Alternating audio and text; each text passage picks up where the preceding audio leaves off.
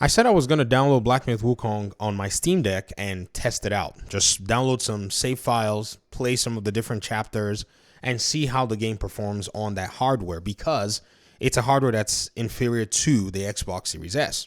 I also realized that somebody said on one of my comments, you've been releasing a lot of videos since the Black Myth Wukong thing came out. Why don't you take some time to play some video games? Well, again, this is kind of what I see whenever we start getting close to what is at hand.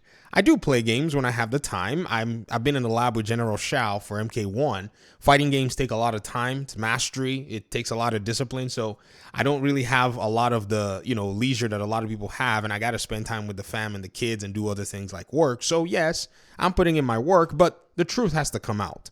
Shout out to the Turk, the FPS accountant, and they've basically taken on the task, painfully as it seems, to go ahead and play through the game and monitor the VRAM usage as they are playing.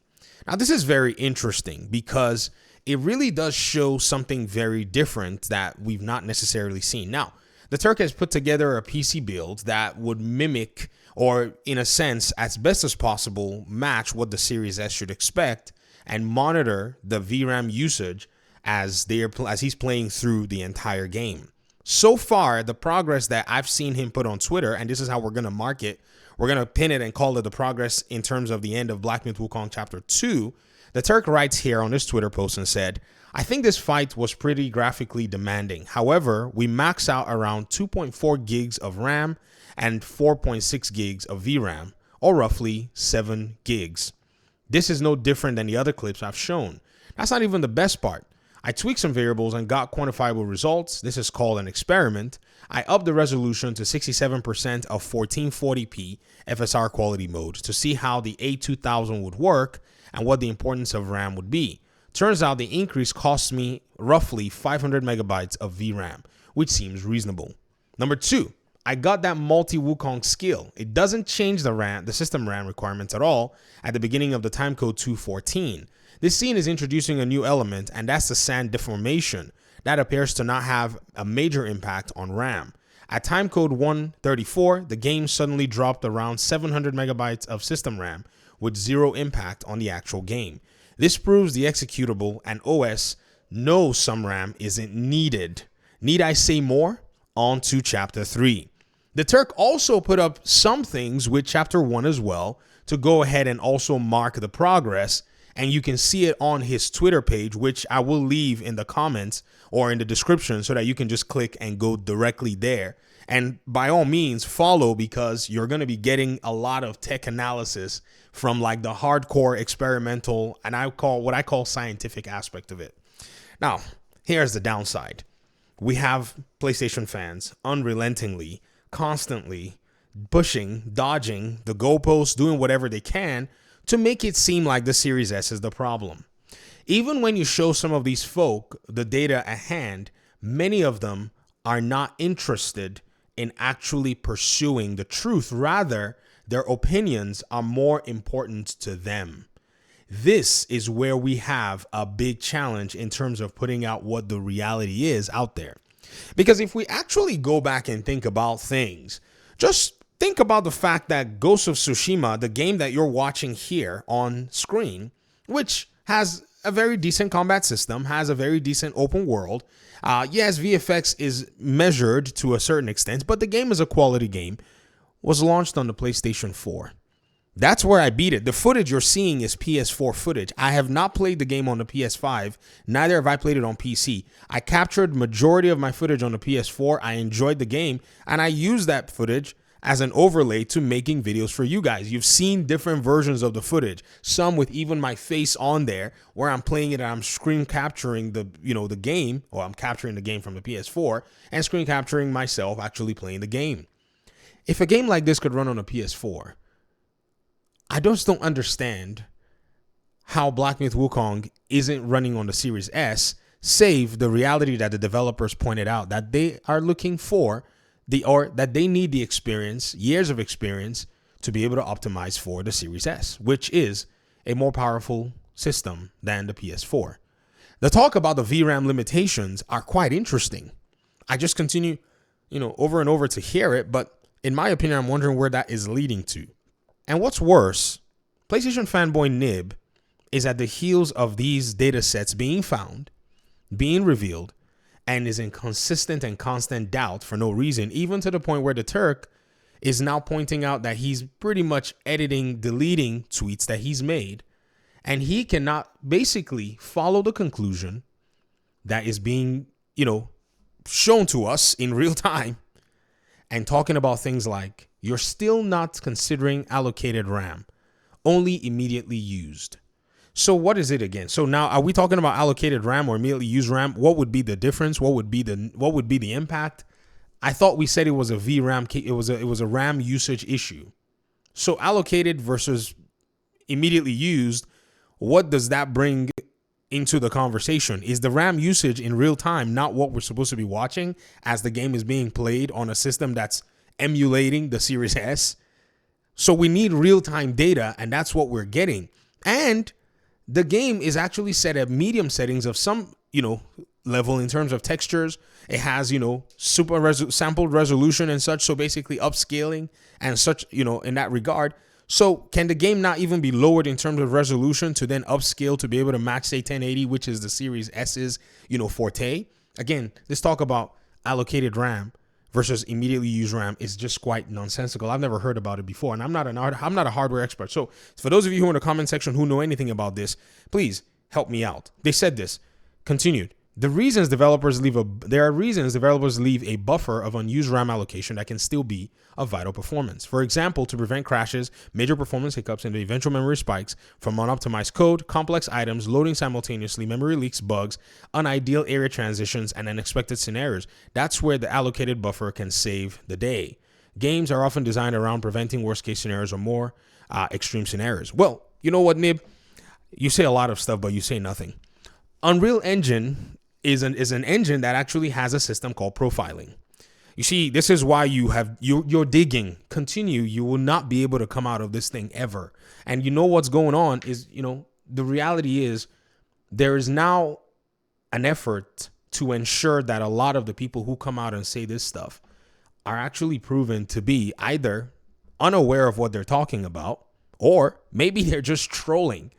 At this point, I think there's just an unrelenting layer to trolling that actually happens. But let's go ahead and look at profiling in Unreal Engine. You see, Unreal Engine has a profiler, and what profiling does is it actually accounts for every single element in a scene in terms of showing you where you may have problems in your game. It's called Unreal Insights. Unreal Engine developers themselves talk about this in forums like Unreal Engine Game Developer Fest or Unreal Engine Fest or whatever it is. And this is where you can use the system to go around to show you where your performance bottlenecks or where your performance challenges may be when you're actually optimizing your game. Here is a video, 41-minute video by an Unreal Engine evangelist, Ari Armbjornsen, I think that's how you say it, who is talking and teaching developers about what some of the tactics they could use to go ahead and, check their scene, see how many milliseconds each element is pretty much taking or resources taken so that they can go in and make changes, make modifications to be able to get their games running. The science of optimization is an engineering and it's an engineering effort and very, in a sense, it's very systematic. But you can't run away from the data and the facts that you have in front of you. And Unreal Engine has it. Nib, you can download Unreal Engine on your PC and you can look this stuff up. This is not something that is hidden in some developer, coffers. You see, back then we used to think all this stuff was hidden, but no, it's right here. It's available for all of us. So even these assets that you're seeing all across the scene here, and this Ghost of Tsushima footage, if you run a profiler on it, it will show you what each and every one of them is costing in the scene in real time. Again, this is why we look at, say, some of these folk that talk about hardware, and we realize that for the most part, I think most of them are not really aware how much is available for the common user in terms of technology. I'm going to keep reading. I want us to see this. It says, so take this screenshot, even though 1,615 megabytes of VRAM is being used, 5,441 megabytes is still being allocated for every frame/scene. And add that to the system RAM usage and allocation, and you're already over the Series S's max RAM. If going by the second column on River Systems RAM, 2,883 megabytes for 8,324 megabytes total, and under it by only a few megabytes if going by your tool on the right. What? Tool on the right? That's Task Manager. That's Task Manager. That's literally Windows base. Like, it just ships with Windows to show you what your allocation of RAM and CPU and stuff actually is doing on your PC. Did this man say your tool on the right? Or maybe he didn't recognize it. That's my guess. This is it right here, guys. If you're wondering, like, it shows you all your RAM usage. I'm recording this video with OBS, and it's showing me. I wish I could zoom in. It doesn't. I mean, maybe there's a task. Maybe there's a view. Should I expand all, whatever it is? Yeah, it's right here. OBS is using 1% of my CPU, 0.7% of my CPU. The CPU in here is like, insane. And he's using about 1,129.5 megabytes of RAM. It just tells me what all is going on my computer. I don't know. That kind of got me weird. Sorry, that kind of got me a little, what? Tool on the right? Dang. And this will not be the most extreme scenario within the game, or that is possible in the game. Once you've maxed out your character abilities, New Game Plus. Again, you should not completely negate the requirement of memory allocation as a buffer, nor assume that these segments are indicative of the worst case scenario through the entire game. So the goalpost has shifted. It's no longer the fact that the VRAM usage is not there to be able to support the game. You know the new standard now, right? It's worst case scenario. See, we're just in chapter 2, so I will not draw any conclusions fully for the full game. I will keep my assessment to the Turk's data set that has been provided for chapter 2. If, say, at some other chapter down the road, the entire game finally spikes up to 15, gigs of VRAM, then we'll be like, all right, the developers need to go ahead and optimize that chapter. We more than likely will say, okay, we concede that they are facing optimization challenges more than that are just out of this world. Because again, we know that there are optimization challenges, and I'm sure that it's probably somewhere. I think maybe advanced further into the game, as many have said on playing, on places like Steam Deck or even low-end PCs, they've talked about more advanced into the game, but the Turk is pointing out chapter by chapter. But what I think is very interesting and strange here is that this nib person thinks that this is how this stuff actually goes, in the sense that their biggest challenge is quite weird. So somebody asked them a question and said, well, it just looks like, the data is showing all of this stuff. At this point, it seems like it's all about the intrigue more than anything else. And he said this. He said, there's some Xbox/PC fanboys who cannot stomach certain criticisms of the Series S and feel the need to defend it and discredit devs, despite a dozen different studios/devs now potentially breaking NDAs to share similar complaints. I have to question this statement. Number one, why would a PC user care to defend a Series S? What is the inherent benefit for them? This gentleman, your questions cannot withstand scrutiny. I can bring an 8th grader here and they would just laugh at this so badly, but I'm not going to do that. I'm going to give you the benefit of that. When you say who cannot stomach certain criticisms of the Series S, what does the Series S have to do with a PC? How are they related? What is their relationship? What is the desire of a PC user to ever look at the Series S with some level of admiration? Is there even anything of such in that regard? I doubt it. So feeling the need to actually defend the Series S and discredit devs is you lying on the data, journey discovery to find out what is going on. That's all it is. We just want to know what the truth is. You calling it defending the Series S because of criticisms of which you have no idea what is being spoken of is just so strange to me. Weird. Now, you also said something. You said, despite a dozen different studios/devs now potentially breaking NDAs to share similar complaints. Who are these dozen potential studios/devs potentially breaking their NDA? I'm very curious. I would love to know who they are, telling us that the Series S is giving them problems.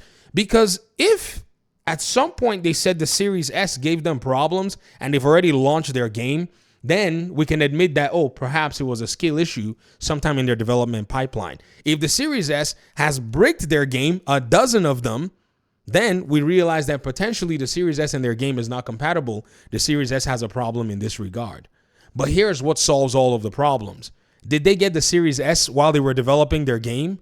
Or did they get a spec sheet of what the Series S could look like, or knowledge of the Series S in terms of its hardware capacity while they were making their game, and they could mimic it just like the Turk is mimicking it right now in these little clips that he's putting on YouTube?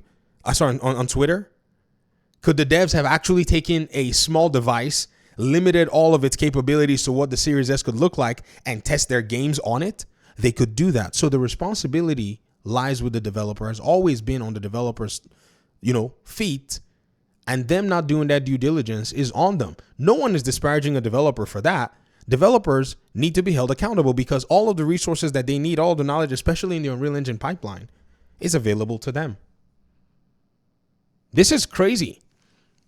And the beautiful thing is, I've touched on Unreal Engine enough. I mean, sure, I suck at it because, again, compared to some of the people that I deal with, this is, they will be like, yeah, sure, Unreal. So to maybe say the regular, gamer and such, I know more Unreal than them, but compared to the devs that I work with, I'm a noob. However, I can easily learn from them. I can easily learn from Unreal Engine evangelists that show how to make these things work, that show how to actually deal with effects, improve frame rates. You can go back and watch this particular profiling segment that Ari does. And he basically in real time improves the FPS of this scene and doubles it and shows best practices. Now, yes, there are many considerations, but again, this is not something that is out of this world. Then you have the developers at Threat Interactive that continue and constantly criticize how a lot of developers pretty much have, defended a lot of Unreal Engine practices.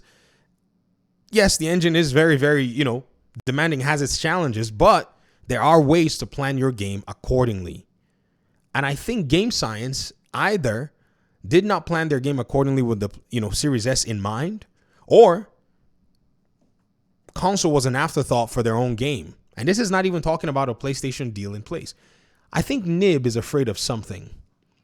Nib, I think you're afraid that if this game plays all the way from chapter 1 through the end, and the VRAM usage and the RAM usage combined at medium settings is not overly demanding on the RAM that is available for the Series S, I think it might expose something that you might be afraid of, which is that possibly the developers could not be bothered with actually making this game available at this moment for Xbox, which would then open the door for all kinds of other possible speculations that will probably not be too sweet sounding in the ears of somebody who might be a PlayStation fan. They said this: it's always the dev's fault, never the Series S.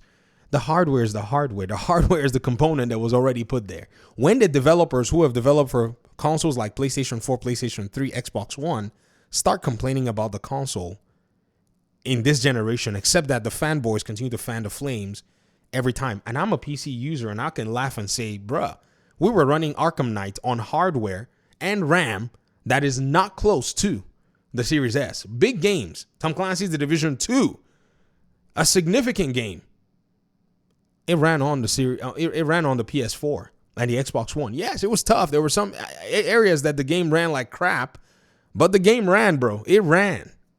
So if these games with big open worlds, yes, and this game is hosted online, I know what from the developers, and their explanations in other contexts, we know what the architecture looks like. We know what the architecture, is capable of. But again, it's weird. Like, it's weird that the Series S is just getting all of this. It's just strange.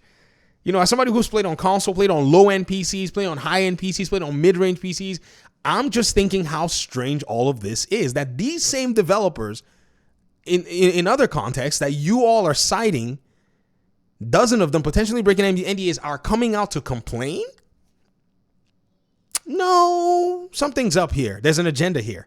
The truth is, we have enough evidence and commentary from commentary from devs to know the Series S is or can be an issue depending on the game engine, budget, team size. These factors are all independent of the Series S, because these factors can all be controlled for in light of the Series S. They are all variables that can be controlled for. The Series S is a standard. It's the same hardware across the board. And you having that hardware is a benefit for you because you can simply just budget. Is anybody feeling me here? Like, am I off base? You can simply just say, we only have 10 gigs of RAM. How are we going to do it? And if you go watch GDC's, Game Developer Conference Talks, one of my favorite ones is for the Witcher Blood and Wine DLC. That to me is legendary. I'm going to highlight it in a different video and you're going to see what the developers did when they knew exactly what their budget was. See, at least from a developer perspective, I've been doing my homework and I'm going to keep doing my homework. But I think we're about to expose something really sinister in this particular generation. And I think this is where it needs to be exposed so that people can be well informed. But one that may just require extra optimization time, money, resources, amendments, etc. to tackle versus the other high-end consoles. It is still the same conclusion that you had to draw. But making it seem like the Series S is a culprit is quite shameful, seeing that the Series S is not the first low-end console in a generation to land, because games were squeezed onto other consoles and they got the job done. Man, I made a 20-minute video, but it was necessary. I mean, these posts, they be long. Talk to me in the comment section, guys. If you listen to the end, I appreciate you so much. Even if you didn't listen to the end, it's okay. Peace out.